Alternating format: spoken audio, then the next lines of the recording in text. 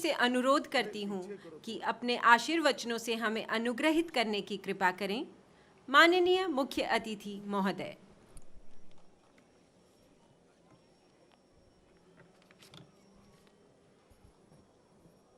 मेरे साथ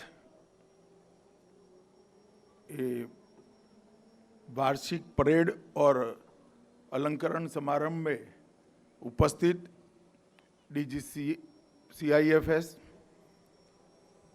श्रीमान सिलवर्धन सिंह जी, उपस्थित भारत सरकार के गृह सचिव, DIV, अलग अलग बल के DGP, पूरा CISF परिवार और प्रेस के मित्रों, आज 53वें स्थापना दिन पर इस शानदार परेड में उपस्थित रहकर सच अर्थ में मन में गौरव और आनंद का भाव आता है। आज CISF के लिए तो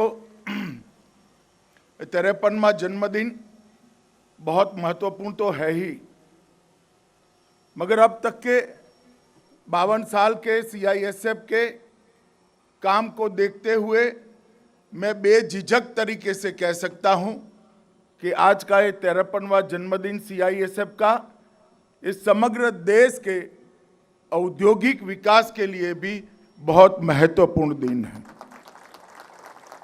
क्योंकि 52 साल की बल की यात्रा को पीछे मुड़कर देखते हैं तो $2.5 ट्रिलियन तक की हमारी अर्थतंत्र की विकास यात्रा में एक मौन कर्मयोगी की तरह CIFS ने अपना योगदान दिया है। ये बल के कर्मी कहीं अर्थतंत्र की ऊंचाइयों को वर्णित करते वक्त किसी ने उनका वर्णन नहीं किया, किसी ने उनके योगदान को भी नहीं सराहा, मगर आपके मंत्री के नाते मैं निश्चित कहना चाहता हूं कि $2.5 ट्रिलियन की हमारी यात्रा CISF के बगैर अब संभव थी, हो ही नहीं सकती। जिस प्रकार से CIFS की स्थापना जिस समय पर हुई होगी, जिसने सोचा होगा, इसने एक दूरदर्शिता का काम किया होगा कि भारत की औद्योगिक विकास की, औद्योगिक उत्पादन की यात्रा को एक ऐसे बल की जरूरत पड़ेगी आने वाले दिनों में जो उत्पादन को सुचारू रूप से चलाए रखे, उसको सुरक्षित रखे, इसके अंदर होने वाले सारे एक्सीडेंट से मानव बल को भी सुरक्षित रखे और उत्पादन की गतिविधि अहर्निश सातत्यपूर्ण तरीके से चलती रहे। और जिन्होंने भी कल्पना की होगी, आज CISF ने वो कल्पना को चरितार्थ करने में कोई कसर नहीं छोड़ी है।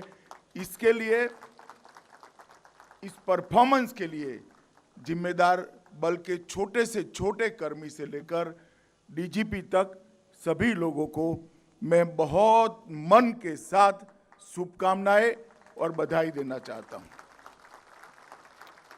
मित्रों, कोविड महामारी के दौरान भी वंदे मातरम कार्यक्रम में जब दुनिया भर से भारतीय वापिस आ रहे थे, उस वक्त हर एयरपोर्ट पर CIFS का जवान बड़ी विनम्रता के साथ, विनय के साथ, अच्छे व्यवहार के साथ वापिस आ रहे, अपने ही देश के भाइयों बहनों का स्वागत भी करता था, रिस्क भी उठाता था, संक्रमित हुआ और उसने अपनी जान भी गंवाई। और ये ड्यूटी के दौरान जिन जिन लोगों ने, चाहे वो वंदे मातरम कार्यक्रम के फ्रंटलाइनर वर्कर के रूप में हो, चाहे इस देश के औद्योगिक उत्पादन को निर्बाध तरीके से चलने के लिए, चलते रखने के लिए जिन्होंने अपनी जान गंवाई है, वो सभी को मैं मन से, पूरे बल की ओर से और पूरे देश की ओर से श्रद्धांजलि देना चाहता हूं। आज भी ऑपरेशन गंगा चल रहा है। मैं ऑपरेशन गंगा के जितने भी दृश्य देखता हूं, उसमें मेरे CISF के जवान को जरूर ढूंढता हूं, विनम्रता के साथ, चेहरे पर आनंद की लकीरें लिए हुए वो जवान यूक्रेन में फंसे हुए अपने नागरिकों को आते हुए देखता है और संतुष्टि का अनुभव करता है। जिनको गणतंत्र दिन पर घोषित पदक मिले हैं, वो सभी पदक पाने वाले जवानों को भी मैं बहुत बहुत शुभकामनाएं भेज देता हूं और उनका अभिनंदन भी करता हूं। CIFS का उद्देश्य जो तय किया था उसको चरितार्थ करने में CIFS ने कोई कमी नहीं छोड़ी। एक बहुकुशल, बहुआयामी और पेशेवर दक्षता से अपनी एक विशेष पहचान CISF ने बनाई है और मैं कोई झिझक के बगैर कह सकता हूं कि CISF पूरे विश्व में एक अपने आप में एक अकेला औद्योगिक सुरक्षा बल है जो सरकारी कर्मियों से बना है और बहुत अच्छे तरीके से अपनी ड्यूटी का निर्वहन कर रहा है। इस बल को मिले एक कीर्ति चक्र, 4 शौर्य चक्र, 15 राष्ट्रपति पुलिस वीरता पदक, 61 पुलिस वीरता पदक जैसे अनेक पुरस्कार मिले हैं। वो बल के जवानों का कमिटमेंट और उनके शौर्य के द्योतक हैं। लगभग 1,64,000 की नफरी के साथ संवेदनशील एवं महत्वपूर्ण 354 प्रतिष्ठानों और 65 से ज़्यादा संवेदनशील हवाई अड्डे, बंदरगाह, परमाणु इकाइयाँ, अंतरिक्ष संस्थान, कोयला, इस्पात और तेल के उत्पादन के स्थल और समुद्र के अंदर भी ऑयल उत्पादन के सभी क्षेत्रों में CISF अपनी मौजूदगी दर्ज भी कराता है और वहाँ सुरक्षा का एक माहौल भी बनाया हुआ है। और ये प्रशंसनीय है कि लगभग 22 सालों से देश के संवेदनशील महत्वपूर्ण राष्ट्रीय और अंतर्राष्ट्रीय हवाई अड्डों पर सुरक्षा का दायित्व CISF को मिला है और मुझे मालूम है कुछ ही समय में इनका दायित्व का दायरा और विस्तृत होने जा रहा है। मित्रों, मेट्रो को भी देश में जब पहले लाया गया तब उसकी सुरक्षा का दायरा और वो समय था जब लंदन मेट्रो में धमाके हुए थे और हमारे यहाँ मेट्रो की एंट्री आ रही थी। बड़ी सुर्खियाँ बनी हुई थी हमारे यहाँ मेट्रो की सुरक्षा का क्या होगा, मगर मैं बधाई देना चाहूँगा CISF को, दिल्ली मेट्रो को बहुत सुचारू रूप से चलाने में CISF की बहुत बड़ी भूमिका रही। मित्रों, सभी CAPFs में CISF ही एक अकेला ऐसा बल है जिसमें महिला कर्मियों की संख्या हम बढ़ा सकते हैं, क्योंकि चाहे एयरपोर्ट हो चाहे मेट्रो हो, वहाँ हर रोज आपको 50% महिला यात्रियों को सुचारू रूप से यात्रा करते हुए उनकी सुविधा को बढ़ाना है। CISF में महिला कर्मियों की संख्या बढ़ाने का बहुत बड़ी यहाँ पर संभावनाएं पड़ी है। मैं आज DG CISF को जरूर इस मंच से कहना चाहूँगा कि इस दिशा में विशेष सोच और विशेष प्रयास कर CISF में जो अनुपात अभी 94:6 का है, कम से कम 80-20 तक ले जाने का हमने इसका प्रयास करना चाहिए। मित्रों, लॉ एंड ऑर्डर के साथ साथ लॉस्ट एंड फाउंड वेबसाइट और ऐप वो भी लोगों के लिए बहुत अच्छे तरीके से काम कर रही है। CISF के अग्निशमन दस्ते भी बहुत अच्छे तरीके से काम कर रहे हैं। देश की सुरक्षा में चाहे जम्मू कश्मीर हो, चाहे नक्सल प्रभावित क्षेत्र हो, जहाँ जहाँ पर CISF का एक काम और ट्रेनिंग न होने के बावजूद भी जब मानव बल की पूर्तता योग्य तरीके से नहीं होती, CISF के जवानों को लगाते हैं। मैं निश्चिंतता के साथ ऐसा कह सकता हूं सबके सामने कि CAPF के जिन बलों की ट्रेनिंग ऐसे कठिन थिएटर के अंदर काम करने के लिए हुई है, उतनी ही दक्षता के साथ औद्योगिक बल होने के बावजूद भी CISF के जवान बहुत अच्छे तरीके से वहां पर काम भी किए हैं और कई बार वीरता का प्रदर्शन भी किया है। मित्रों,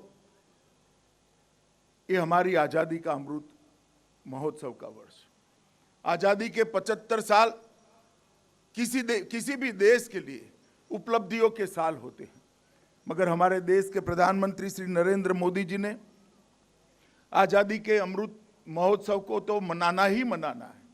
आज़ादी प्राप्त करने के लिए जिन्होंने अपने पूरे जीवन का बलिदान दिया, जिन्होंने अपने परिवारों का सब कुछ खो दिया, जान तक का बलिदान दिया, उनकी वीरता के गुणगान, उनके परिचय युवा पीढ़ी को कराना ही कराना है। परंतु साथ में आज़ादी की जब शताब्दी मनाई जाएगी तब देश कहाँ पहुंचा होगा, इसके संकल्प लेने का संकल्प वर्ष भी आज़ादी का अमृत महोत्सव है।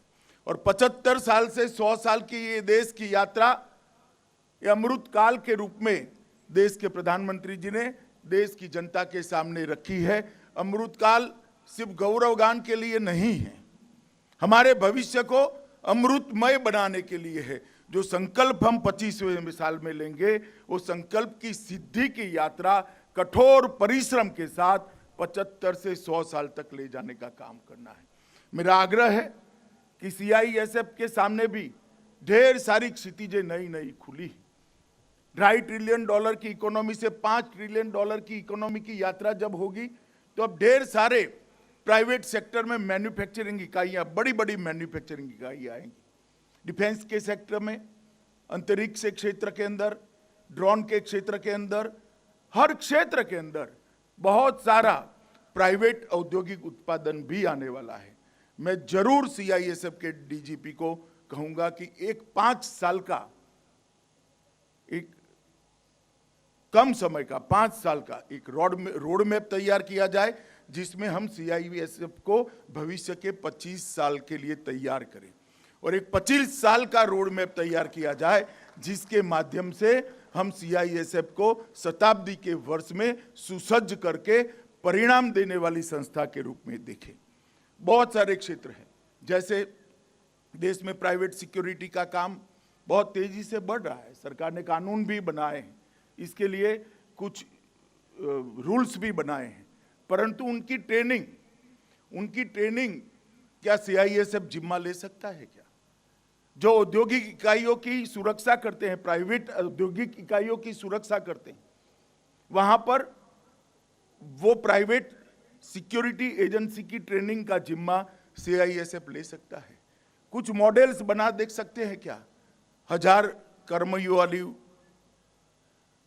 उत्पादन इकाइयां, 5000 कर्मियों वाली उत्पादन इकाइयां, 10,000 कर्मियों वाली उत्पादन इकाइयां, कुछ चुनिंदा क्षेत्रों की रिक्वायरमेंट को ध्यान में रखते हुए उसके सुरक्षा का मॉडल, और ये सारा शेयर करके प्राइवेट सुरक्षा एजेंसियों की भी दक्षता बढ़ानी पड़ेगी, क्योंकि CISF अकेला ये पूरे देश के औद्योगिक क्षेत्र की सुरक्षा को सुनिश्चित नहीं कर सकता।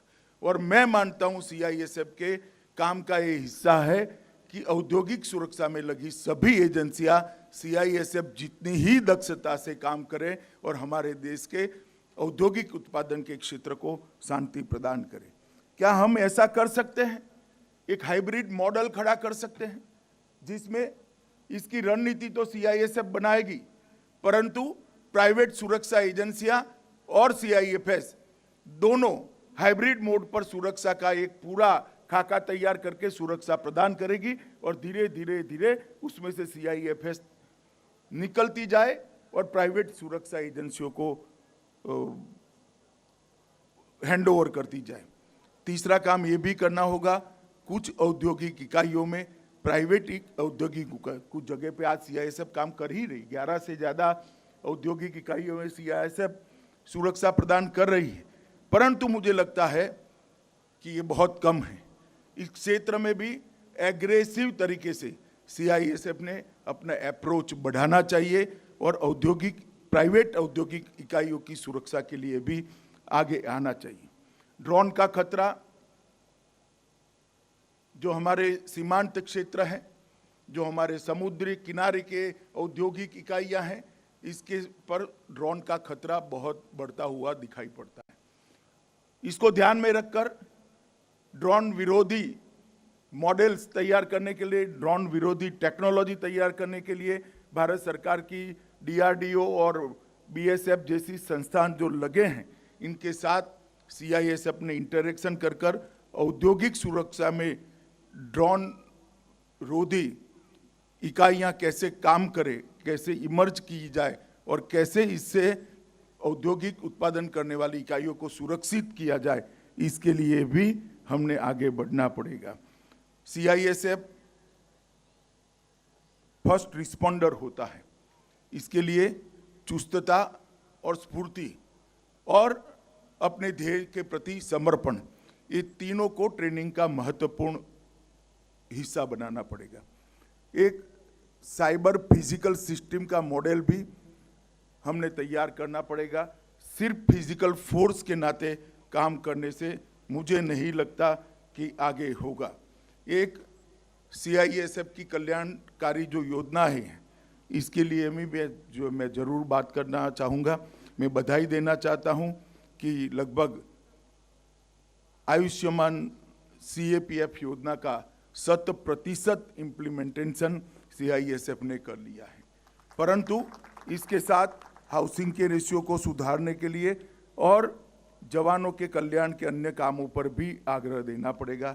सीआईएसएफ ने वृक्षारोपण का अभियान जब 2019 के बाद 2020 के वृक्षारोपण के समय पर तय किए, दोनों साल 20 और 21 दोनों साल आपने अपने लक्ष्य से कई ज़्यादा पौधों का रोपण कर कर बहुत अच्छा रिजल्ट देने का काम किया है। इसके लिए मैं आपको बधाई देता हूँ। मित्रों, आज फिर से मैं सीआईएसएफ के सभी जवानों को, कहीं पर भी ड्यूटी पर तैनात है वो सभी को कहना चाहता हूँ, देश की औद्योगिक सुरक्षा, औद्योगिक उत्पादन आपके बगैर शांति से संभव नहीं है। इसलिए आने वाले समय की चुनौतियों को हमने पहचानना भी पड़ेगा, इसके लिए हमें अपने आप को तैयार भी करना पड़ेगा। और वो चुनौतियों को लिए तैयार करने की जो प्रक्रिया होगी, इसमें हमने बहुत सारे लोगों को जोड़ना भी पड़ेगा। ये तीनों आयामों को ध्यान रखते हुए सीआईएसएफ अपने लक्ष्य निर्धारित करे, 5 साल की कार्य योजना एक बेस तैयार करने के लिए और 25 साल की कार्य योजना देश के बढ़ते हुए अर्थतंत्र के साथ कदम ताल मिलाने के लिए, दोनों इसी वर्ष हमें तैयार करना है।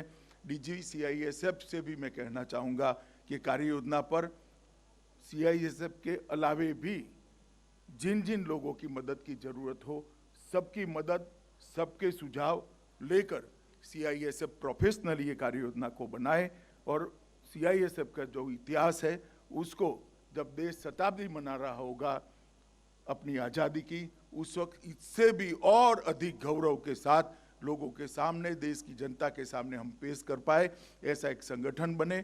मेरी आप सभी को बहुत बहुत शुभकामनाएं हैं। और मैं फिर से एक बार कहना चाहता हूं, पूरे देश को, पूरे देश के अर्थतंत्र के से जुड़े हुए जगत को आप पर गौरव भी है और वो आपकी सेवाओं को बहुत मन से सराहते भी है। बहुत बहुत धन्यवाद। धन्यवाद महोदय। अब मैं माननीय मुख्य अतिथि महोदय से सादर अनुरोध करता हूं कि बल के 53वें स्थापना दिवस के गौरवमयी अवसर पर बल के वार्षिक स्मारिका सीआईएसएफ सेंटिनल 2022 का विमोचन कर सीआईएसएफ परिवार को कृतार्थ करें।